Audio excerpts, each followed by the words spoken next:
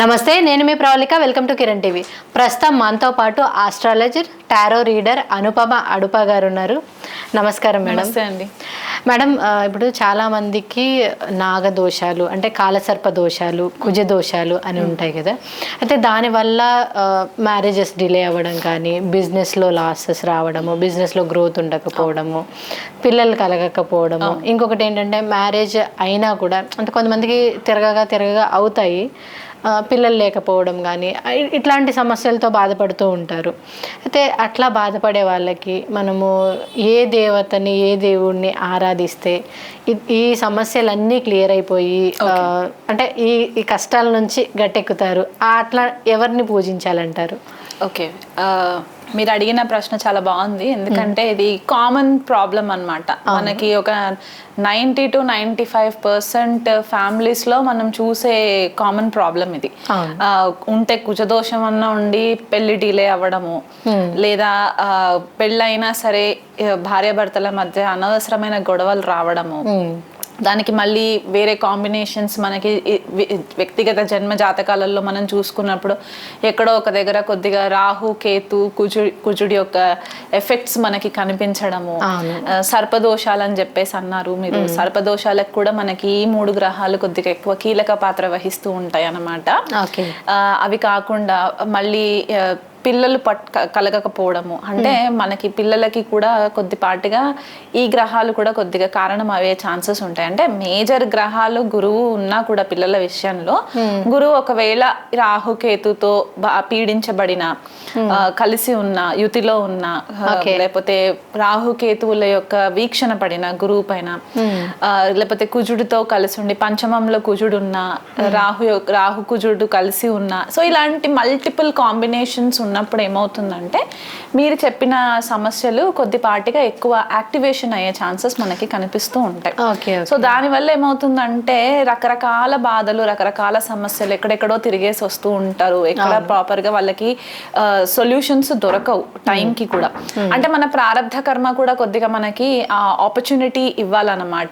ఈ రైట్ టైంకి right guidance దొరకడం కూడా మనకి కొద్దిగా అదృష్టమే కదా.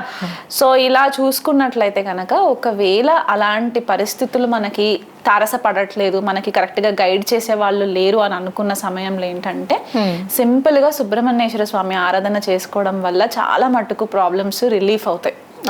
ఎందువల్ల అంటే సుబ్రహ్మణ్యేశ్వర స్వామికి మనకి కనెక్టివిటీ ఎక్కడ వస్తుందంటే కుజుడికి అధిదేవత సుబ్రహ్మణ్యేశ్వర స్వామిగా చెప్తూ ఉంటాం. ఓకే, అండ్ మనకి కుజదోషం అని చెప్పి మీరు స్పెసిఫిక్ గా అన్నారు.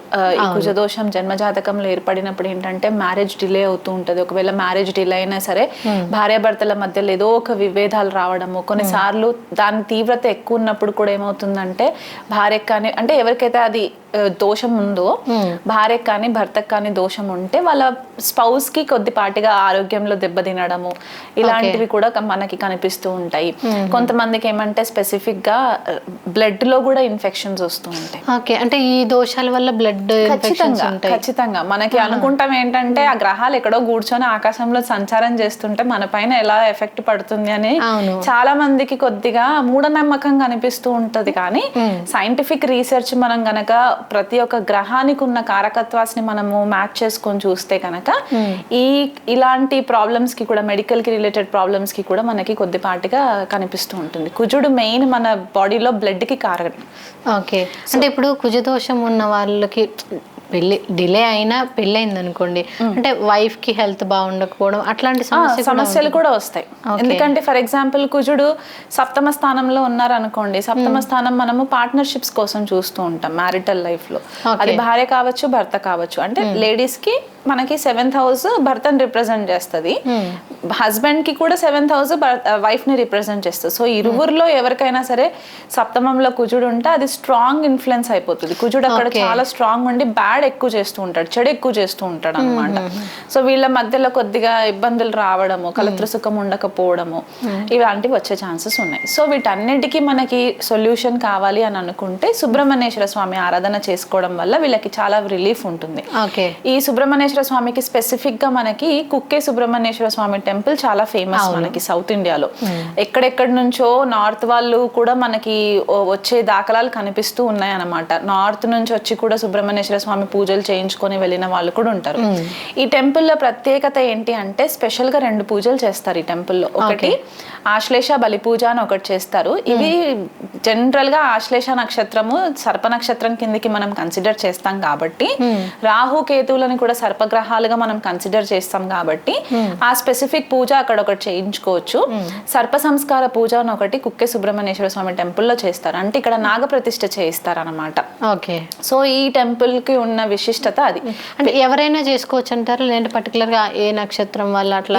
ఎవరైనా ఈ సమస్యలు కుజదోషం ఉన్న, సర్పదోషాలతో పీడింపబడిన, పిల్లలు పుట్టకపోయి పిల్లలు ఆలస్యంగా అవుతున్నా, లేకపోతే మనకి పెళ్లిళ్ళు అవ్వకపోయినా, పెళ్లిళ్ళు అయినా కూడా కలత్ర సుఖం ఉండకపోయి భార్యాభర్తలు విడిపోవడము, గొడవ పడడము, సెపరేషన్స్ జరగడము, లేదా జన్మ జాతకంలో ఆశ్లేష నక్షత్రం యొక్క తీవ్రత ఎక్కువ ఉన్నా, అంటే ఇప్పుడు జన్మ జాతకంలో జన్మ నక్షత్రం ఆశ్లేష అయింది అనుకోండి, వాళ్ళు కర్కాటక రాశిలోకి చెందిన వారు అవుతారు.